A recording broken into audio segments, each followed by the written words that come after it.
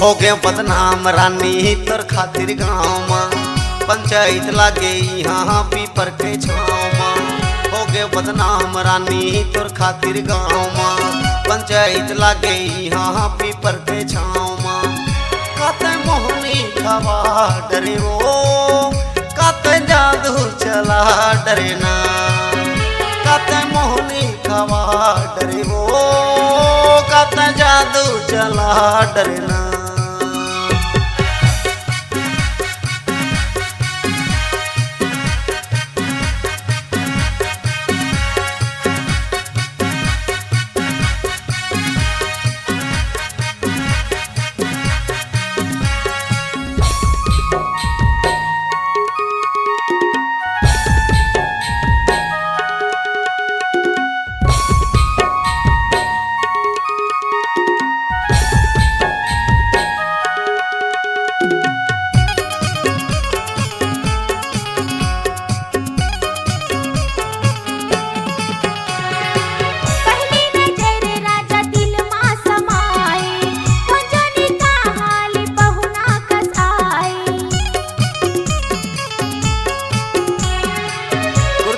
बोली तोर माने लभागे मिठ मिठ बोली दिल में छुरी चलागे।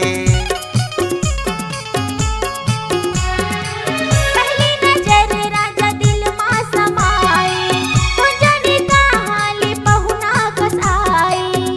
गुरतुर बोली तोर माने लभागे मिठ मिठ बोली दिल में छुरी चलागे। हो गयो सरियाम राजा तोर खातिर गाँव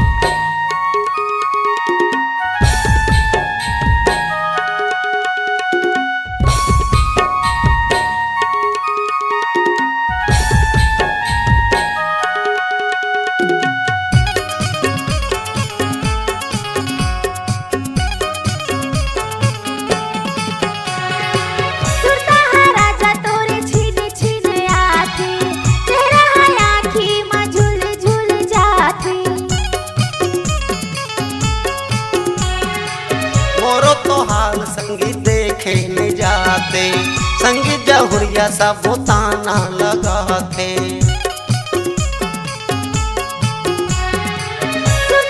राजा तोरे छीने छीने आते चेहरा आँखी में झुल झुल जाते।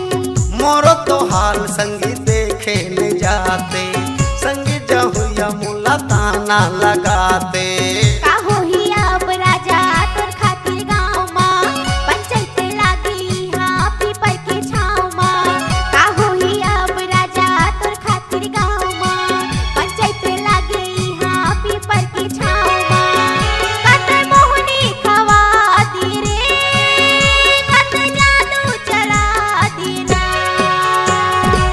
हो गए बदनाम रानी तोर खातिर गाँव में पंचायत लागे यहाँ पीपर के छाँव में।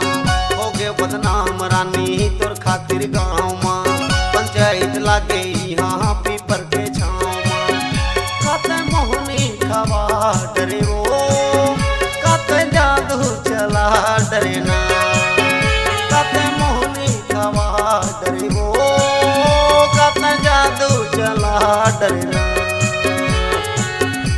बदनाम राजा तोर खातिर गाँव में पंचायत लागे यहाँ पीपर के छाँव में। हो क्यों बदनाम राजा तोर खातिर गाँव में पंचायत लागे यहाँ पीपर के छाँव में। काते मोहनी खवा दी रे काते जादू चला दी ना। काते मोहनी खवा दी रे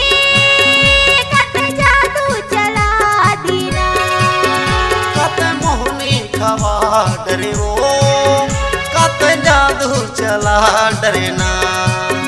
काटे मोहनी खवा दिए रे, काटे जादू चला दिए ना।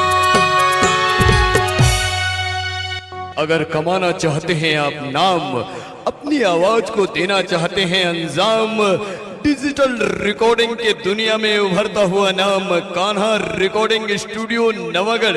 मोबाइल नंबर 9826220587 और दूसरा मोबाइल नंबर है 8103047783।